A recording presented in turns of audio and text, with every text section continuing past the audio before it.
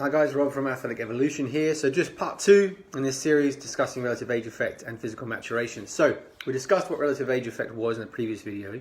So here I wanted to touch on what is growth and maturation.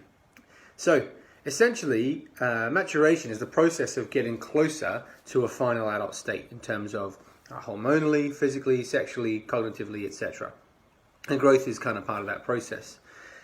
So within that, it's not a linear process. So if we lined up all the 14-year-olds in a local high school, you would see that some are at slightly different heights, some are gradually increasing, but we'd also see is a big difference in things like facial hair, muscle mass, stature, all those kind of things. So actually, even if you've got people who are a relatively homogeneous cohort, say they're all 15 or all 14, you'll see a big variation in maturation state across the group. So on one end of the scale, you might have a kid who looks like a newborn baby. On the other end of the scale, you've got a kid who looks like a full-blown gorilla, even though they're in the same academic year or the same calendar year. And the reason for that is maturation is not a linear process. So we have what we call early maturers. So that's that kid who's sprouting a beard at the age of 14.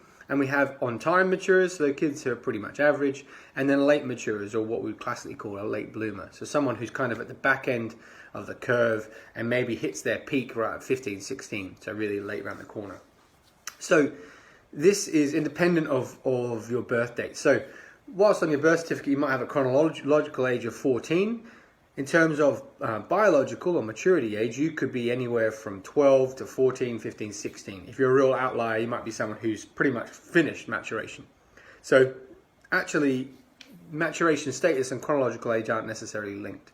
So you can have early maturers, you can have on-time maturers, and you can have late maturers. So this is an important concept to wrap your head around. And this is independent of chronological age. So you might have your chronological age, but you might also have your biological age. And they can be two different things.